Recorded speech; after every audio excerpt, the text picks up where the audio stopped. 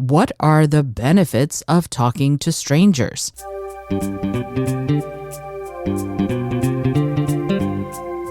Hello and welcome to the Innovative Mindset Podcast. I'm your host, Izolda Trachtenberg. On the show, I interview peak-performing innovators in the creative, social impact, and earth conservation spaces. I also bring you ideas and techniques that you can grab and use to set goals, create, and unlock your potential for changing yourself and the world. And now let's get to the show.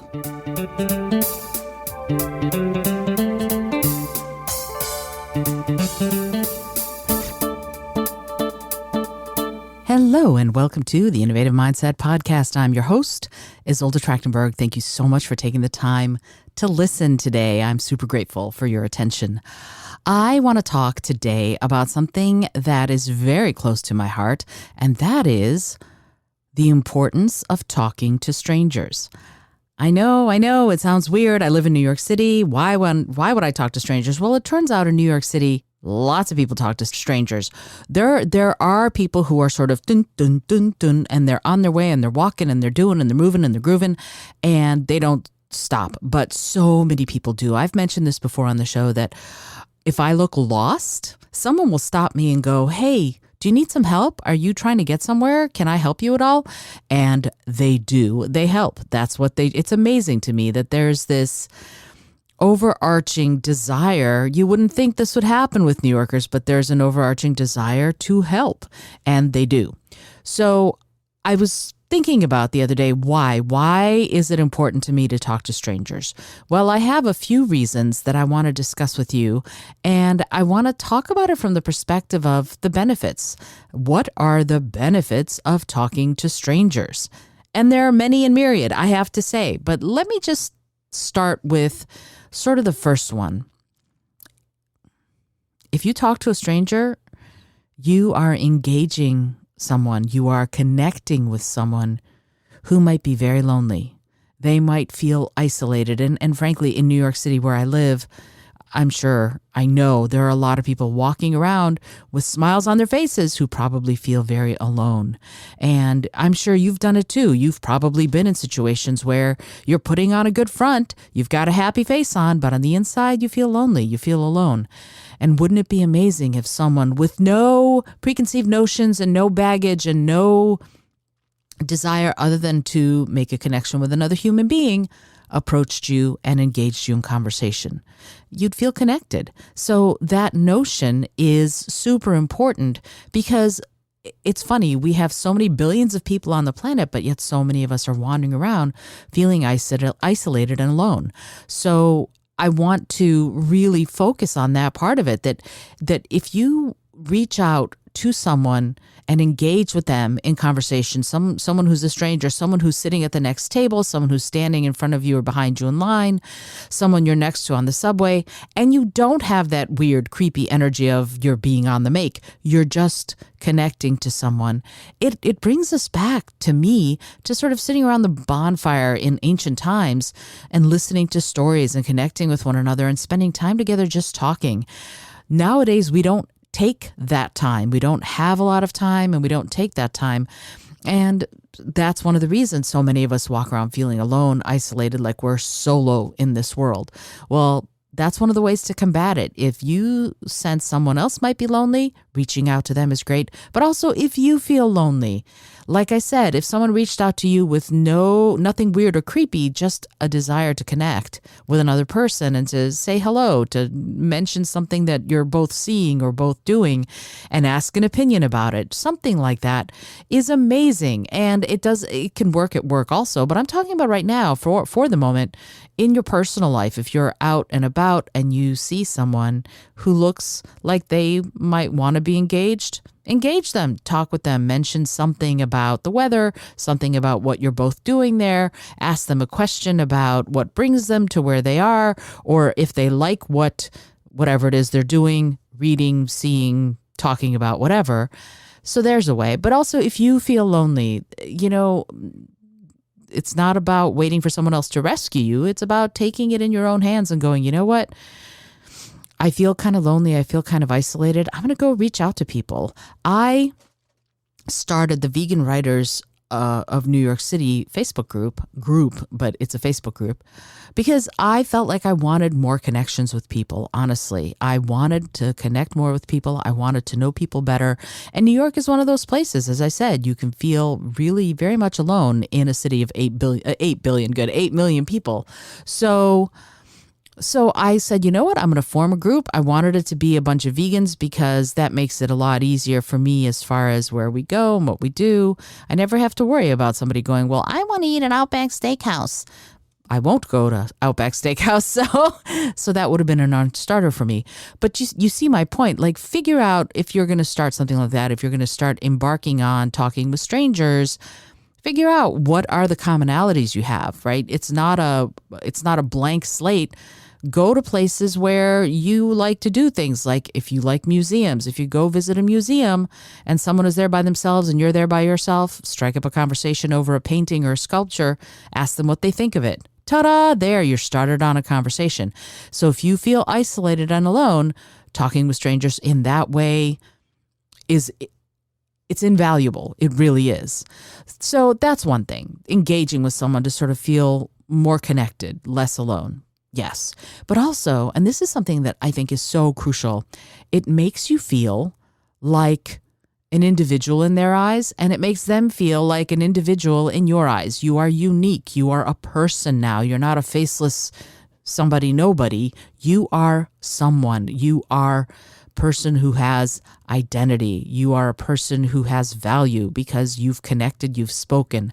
And in this increasingly impersonal world, having that kind of personal connection is amazing. And you know what's really funny? I was talking the other day to a friend and I was saying that sometimes the most traditional things that we used to do that we don't do anymore, if we bring them back, they're innovations, And I talk about that a lot. This is the Innovative Mindset podcast, but it is interesting how if you build that curiosity, you're doing something that has been done for millennia, that figuring out who people are and wanting to know and getting curious about them and really being interested in their ideas and their thoughts, that's been going on since time immemorial. And yet, because we're so isolated, doing that in some ways is a radical act. So there you go. That's how this is innovative, is we're bringing back sort of this great big cycle of becoming interested in people on an individual who are you really basis.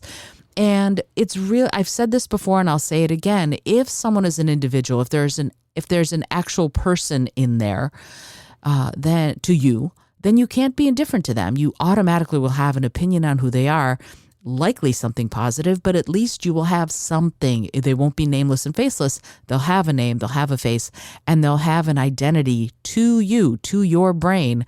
And that makes the way you treat them different, and that makes the way they treat you also different. Also, another reason to talk to strangers is you can help each other through that connection. Right? You can find a way, and this I do all the time. I find a way to be helpful to new people.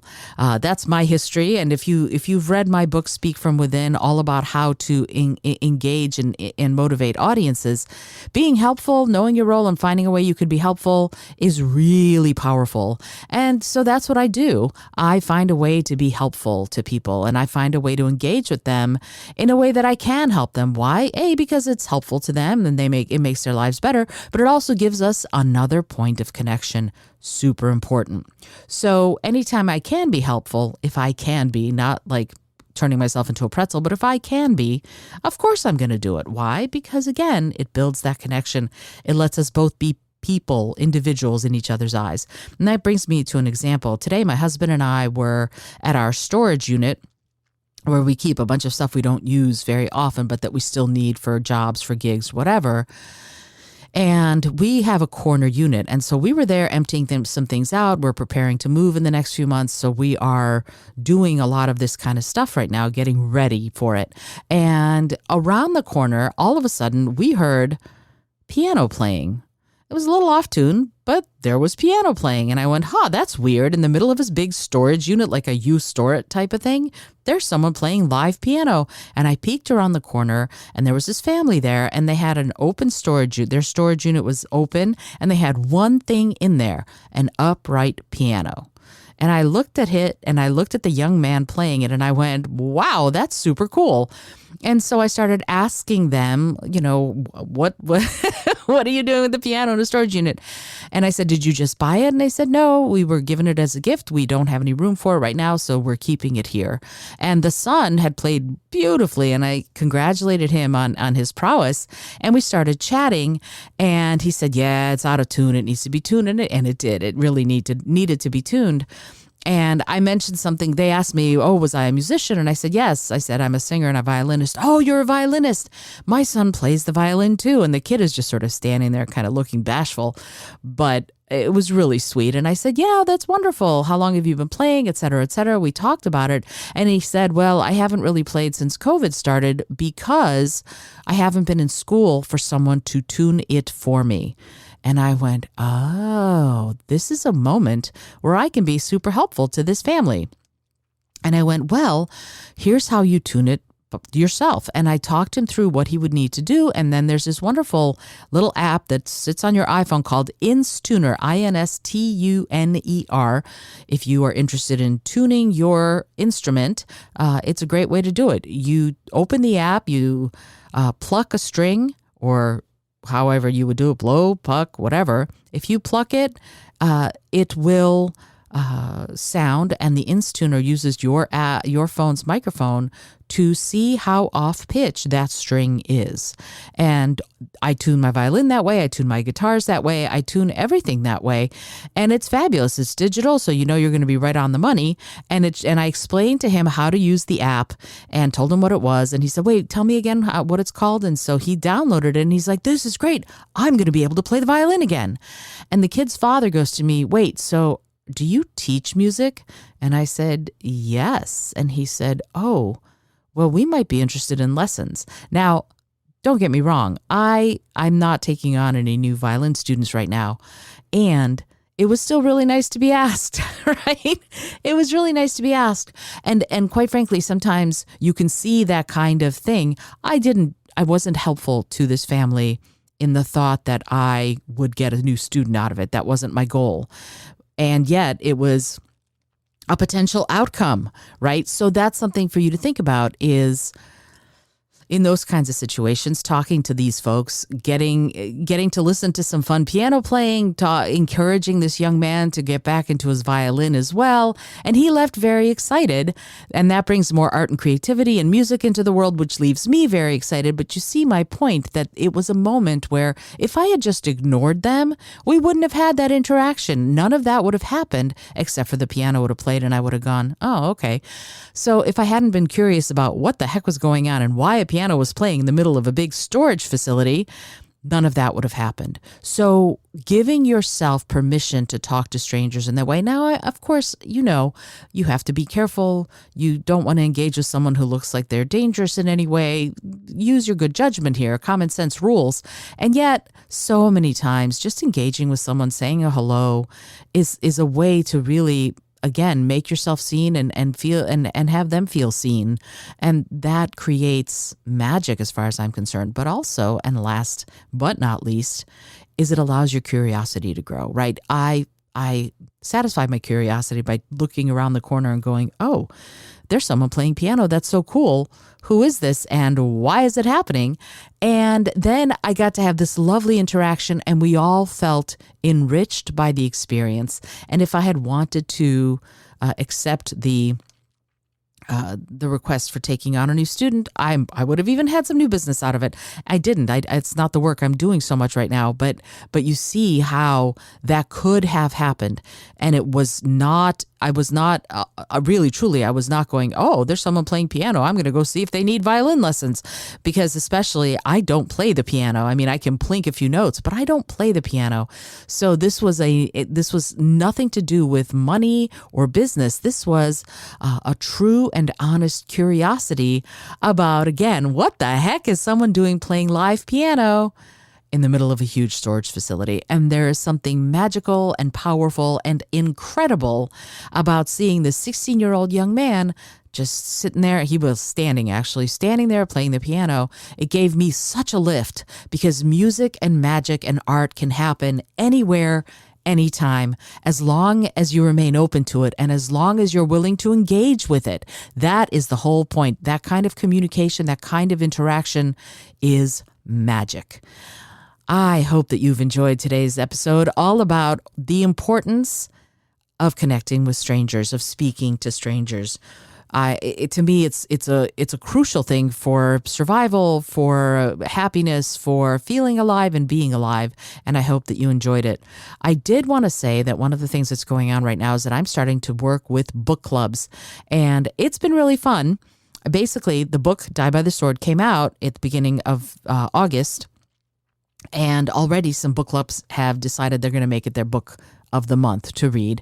And so what I'm starting to do is, if you have a book club and you decide to make Die by the Sword one of your books of the month that you all read, which would be super cool, I would be more than happy to zoom in and talk to your book club and answer any questions that you have about the book. And that's one of those things where often you sort of go, well, I wonder what the author meant by this. Well, here's your chance to actually find out. So that's something that you can do if you decide that you and your book club want to do that. Just let me know. Get in touch. Tell me you bought the book. Tell me when you're going to read it. And on the meeting when you're going to do it, I will zoom in and be available to answer questions, because it's fun for me. I'm in the middle of writing book 2. And so, quite frankly, getting a chance to talk with people who have freshly read the book and can have questions that would be really good for me to answer as I'm writing book 2, that's going to be a huge game changer. And that is actually something else I'm doing. I'm going to try and do an NaNoWriMo in September and have the first 50,000 words of The Poison Cup, which is book 2 in this in the Cassie Belmont Tarot Reader Mystery series, done. I don't know if it'll happen, but I'm really going to try very hard. So there is that.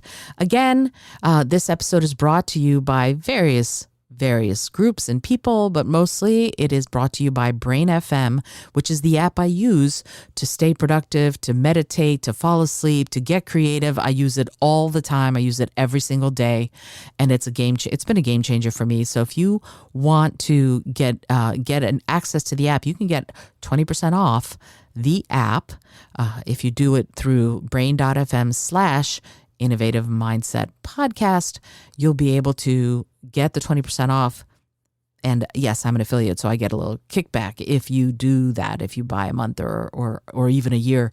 And I'll tell you, it has changed the way I do things. It allows me to be so creative and so productive. And also, when I need to sort of knuckle down and do my taxes, that's what I listen to, and I need to do that too. And I found it supremely helpful. Alrighty, I hope, as I said, that you've enjoyed today's episode. Until next time, this is Izolda Trachtenberg for the Innovative Mindset Podcast, reminding you to be bold, be creative, and most of all, be kind.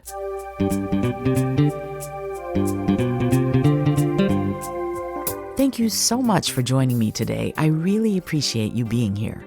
Please subscribe to the podcast if you're new, and it would mean the world to me if you told a friend about it.